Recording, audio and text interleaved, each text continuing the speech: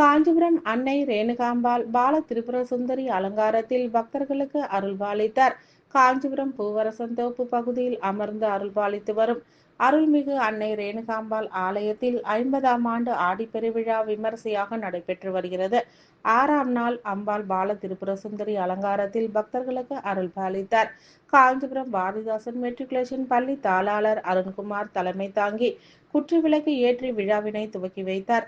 இதனைத் தொடர்ந்து அம்பாள் தரிசனம் மேற்கொண்டு வாழ்த்துரை வழங்கினார். இவருக்கு ஆலய நிர்வாகம் சார்பில் பொன்னாடைகள் அணிவித்து சிறப்பு வரவேற்பு அளிக்கப்பட்டது. மாநகராட்சி திவ்யா ஹோம்ஸ் உரிமையாளர் இதில் செந்தில்குமார் முன்னிலை வகித்தார். மாமன்ற உறுப்பினர் சுதா என்கின்ற சுப்பராயன் வரவேற்புரையாற்றினார். இதில் சிறப்பு தரும் வகையில் மதுரை கருமாரி கருணா குழுவினரின் சிறப்பு இன்னிசை கச்சேரியும் சிறப்பாக நடைபெற்றது. நிகழ்ச்சி ஏற்பாடுகளை கூறும் செல்வம் குருசாமி, ஸ்ரீதரசி, தர்ம சாஸ்தா பஜனை சபா டிரஸ்ட் குழுவினரும் சிறப்பாக செய்திருந்தனர். இதனைத் தொடர்ந்து பாரதிதாசன் பள்ளி தாளாளர் அருண்குமார் வாழ்த்துரை வழங்கி கடவுளை வணங்கும் முறை, கடவுள் எங்கே இருக்கிறார் என்பது குறித்து சிறப்புரையாற்றினார். இதனைத் தொடர்ந்து முருகன் பக்தி பாடலையும் பாடினார். தொடர்ந்து அம்பாளுக்கு சிறப்பு தீபாராதனைகள் நடைபெற்று பக்தர்களுக்கு பிரசாதங்கள் வழங்கப்பட்டது. இதில் ஏராளமான பக்தர்கள் நீண்ட வரிசையில் நின்று அம்பாளை வணங்கி அருளை பெற்று சென்றனர்.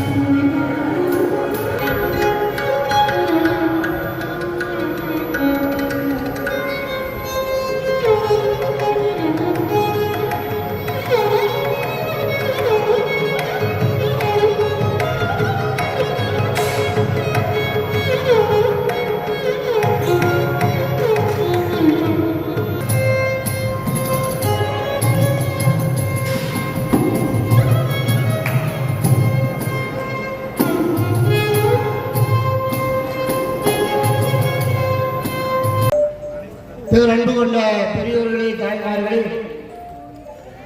இன்றைய பள்ளியினுடைய தாளாளரும் நிறுவனருமான திருவாளர் அருண்குமார் அவர்கள் இங்கே வந்திருக்கின்றார்கள். கடவுள் பக்தி மிக உடையவர்.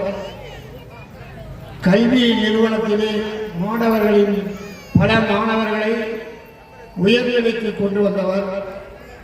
அப்படிப்பட்ட ஒரு நபரை நாம் இதுவரை பார்த்ததில்லை. அவருடைய பள்ளியிலே ஏறக்குறைய 4000க்கும் மேற்பட்ட மாணவர்கள் படிக்கிறார்கள். ஒவ்வொரு ஆண்டும் மருத்துவராக, இன்ஜினியராக போகக்கூடிய அளவுக்கு அந்த பள்ளியை நடத்தி வருகிறார் என்பதிலே மிக பெருமை அடைகின்றோம். இப்பொழுது தலைமையை ஆற்றும்படி அன்னாரை கேட்டுக்கொள்கிறோம்.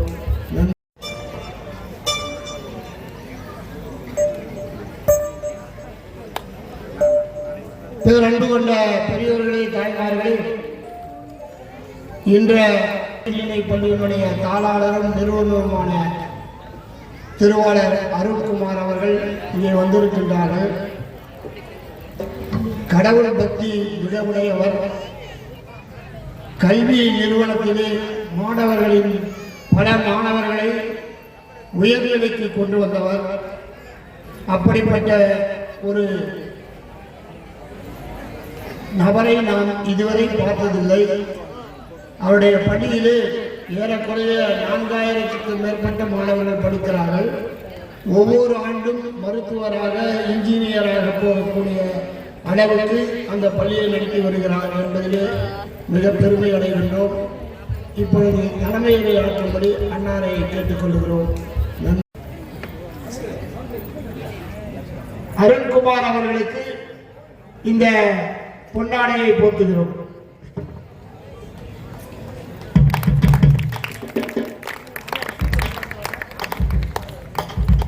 இசைக்குழு சார்பாக கருமாரி கருணா அவர்கள் ஆடை போற்றுகிறார். நல்லா இருக்கீங்களா? சாப்பிட்டீங்களா? ஒரு சின்ன விஷயம் ஷேர் பண்ணிக்கிறோம். 2020 இங்கே எல்லாருமே தெரியும், கோவிட் வந்தது இல்லைங்களா? சாமி எங்கே இருக்காங்க ஒவ்வொரு தடவையும் சொல்கிறேன், உங்ககிட்ட தான் இருக்காங்க, உங்க கூட தான் இருக்காங்க. தயவுசெய்து இங்கேருந்து போகும்போது எல்லாருமே பக்தி படங்கள்லாம் கொஞ்சம் கம்மியாக தான் கூட்டம் இருக்கும். ஆனால் இவ்வளோ அளவுக்கு கூட்டம் இருக்குது, பக்தி பெருகி இருக்கு. நம்முடைய ரொம்ப சந்தோஷமாக இருக்குது. அந்த பக்தியை தான் நம்ம கிட்ட சொல்லி கொடுக்கணும். வந்தவங்க அப்படியே சும்மா போயிடக்கூடாதுல்ல. ஏதாவது நம்மளுக்கு நல்ல விஷயம் நமக்கு தெரிஞ்சுட்டு உங்ககிட்ட சொன்னால் தான் நீங்கள் இன்னொருத்தர சொல்லுங்க, நீங்களும் அந்த பக்தியை உணர முடியும். கோவிட் அப்போ பார்த்தீங்கன்னா சாமி வேல் போட்டால் அவங்களுக்கு அது இறங்கிடும். என்னுடைய ஸ்டூடெண்ட்டு டாக்டர் யஷ்வந்த் அவர் எனக்கு ஃபோன் போட்டு எனக்கு கோவிட் எஃபெக்ட் ஆச்சு, எங்கள் அப்பா அம்மா நீங்கள் தான் காப்பாற்றணும், ஒரே பையன் தான், எங்கள் அப்பா அம்மா நீங்கள் காப்பாற்றணும் அப்படின்னு சொல்லிட்டாரு. இல்லை ஒன்றும் இல்லை, சாமி இருக்கும்போது நமக்கு எந்த கோவிடும் இதாகாது. நான் நேராக போயிட்டு வேல் போட்டுட்டு ஒரு ஹாஸ்பிட்டலில் கொண்டு போய் சேர்த்துட்டு வந்து, உங்களுக்கே தெரியும் கோவிட்னா யாரும் கூடலாம் போக முடியாது இல்லை. அது மாதிரி இன்னொருத்தருக்கும் நம்ம ரிலேஷனில் உடனே கோவிட் அட்டாக் ஆச்சு, அவருக்கும் போய் வேல் போட்டு ஹாஸ்பிட்டல் சேர்த்துட்டு வந்தோம். இப்படி சேர்த்துட்டே வரும்போது வேண்டுதல் ரொம்ப ஜாக்கிரதையாக விடணும் சாமி கிட்ட. ஆனால் வேற மாதிரி விட்டிங்கன்னா அது உங்களுக்கே வந்துடும். என்ன அப்போது நைட்டு ஒரே ரொம்ப தலைவலி எல்லாம் வந்துருச்சு எனக்கும் என்னுடைய ரம்ஸுக்கும். நான் நைட்டு முருகர் வராரு. முருகர் என்ன பண்ணார், திட்டுறாரு. என்னன்னு சொல்லி திட்டுறாருன்னா, இன்னும் கொஞ்சம் கூட இல்லையா, எப்போ பார்த்தாலும் வேண்டும் போது கரெக்டாக வேண்ட மாட்டியா, அவங்களுக்கு போகணும்னு வேண்டு, அவங்களுக்கு வர்றது எனக்கு வரணும்னு எப்போ வேணும்னா அது உனக்கு வரும் அப்படின்ட்டு திட்டுட்டு என்ன பண்ணுறாரு, கோச்சிட்டு மயிலில் போயிடுறாரு. என்னுடைய பொண்ணு ஒன்று நம்ம ஸ்கூலில் தான் படித்தாங்க, ரொம்ப பாசமான பொண்ணு, இப்போ கனடாவில் இருக்காங்க. என்னால் ரொம்ப உயிர், அவங்களுக்கு கிருஷ்ணாரா ரொம்ப உயிர். கிருஷ்ண பரமாத்மா என்னை எப்பவுமே பார்த்தணும்னு சொல்லி வேண்டுவாங்க. மயில் இறக்கில் என்ன பண்ணுறாரு, கிருஷ்ண பரமாத்மா அது பண்ணிட்டு போகிறாரு, அவ்வளோதான். ஆனால் நான் மட்டும் என்ன சொன்னேன், எனக்கு கண்டிப்பாக கோவிட் இருக்காது, வாய்ப்பே கிடையாது அப்படின்னு சொன்னேன். ஆனாலும் வேறு வழி இல்லை, என்னை கூப்பிட்டு போயிட்டாங்க சென்னை கூப்பிட்டு போயிட்டு அந்த ஆஸ்பத்திரியில் கூப்பிட்டு போயிட்டு உள்ளே போய் பண்ண அந்த ஃபுல் பாடி செக் பண்ணுவாங்க இல்லையா, செக் பண்ணும்போது என்ன பதில்னு தெரியுங்களா, இவர் கோவிடு அப்படியே எப்படி போச்சுன்னு எங்களுக்கே தெரியலன்னு சொன்னார் டாக்டர். இது சத்தியம். ஏன்னா முன்னாள் நைட்டே முருகரும் கிருஷ்ண பரமாத்மா எடுத்துட்டு போயிட்டாங்க. அப்படி ஒரு இது இருக்கு. அந்த மாதிரி சூழ்நிலையில நாங்கள் எப்படி பண்ணோம் தெரியுங்களா, நம்ம ஸ்கூல்ல உங்களுக்கே தெரியும், இவங்க 4000 பேர் சொன்னாங்க, நம்ம ஸ்கூல்ல 6000 பேர் படிக்கிறாங்க. 6000 பேர் படித்தாலுமே கூட கோவிட்ல ரொம்ப டேமேஜ். அந்த கோவிட் டைம்ல யாருக்கும் ஃபீஸ் கட்ட முடியாது. ஆனால் நாங்கள் ஏறக்குறைய கோடிக்கு மேலே நாங்கள் சம்பளம் போடணும். நாங்கள் ஒன்றுமே பண்ணலை, எங்கள் சொத்தை விற்றோம். சொத்தை விற்கணும்னா எவ்வளோ கம்மியாக தானே போவான், கம்மியாக தானே போவோம். சொத்தை விற்றா கம்மியாக தான் போவாங்க. யார் எப்போ அந்த 2 வருஷத்தில் வாங்குவாங்க? யார் வாங்குவாங்க? வாங்குறதுக்கு ஆள் இல்லை, எதுவுமே இல்லை. ஏதாவது கொடுத்த கடவுளுக்கு கண்டிப்பாக எடுக்க தெரியும். அது மட்டும் ஞாபகம் வச்சுக்கோங்க. எவ்வளோ பெரிய கோடீஸ்வரன் இருந்தாலும் சாமி நினச்சி எடுத்துருவார். என்ன ஆனால் நாங்கள் விற்று நம்ம ஸ்கூலில் எல்லாருக்கும் ஏறக்குறைய 400 பேருக்கு சம்பளம் போட்டுக்கிட்டே இருந்தோம். 1 வருஷம் இல்லை 2 வருஷம் போட்டோம். போட்டுட்டு அதை நீங்கள் ஏன் இதை உங்ககிட்ட சொல்ல நான் போட்டேன் அதனால் அப்படி இல்லை. அந்த போகிற சக்தியை பகவான் கொடுத்துட்டு அதுக்கப்புறம் அவ்வளோ ஒரு இடம் விற்று பண்ணதில் நாங்கள் மதுரையில் ஒரு இடம் வாங்கி வச்சுருந்தோம். அந்த கோவிட் முடிஞ்ச உடனே ஒரு 6-7 மாதம் கழித்து நான் மதுரையில் ஒரு 1 கோடி ரூபாய்க்கு வாங்கின சொத்து அந்த இடத்துல கட்டாயமாக ஒருத்தருக்கு தேவைப்பட்டு எனக்கு 10 கோடியாக அது வாங்குறாரு. நீ எப்போ கொடுக்குறியோ தானாக அவனுக்கு திருப்பி பகவான் பல மடங்கு கொடுத்துருவார். சாமி சக்தி அதுதான்.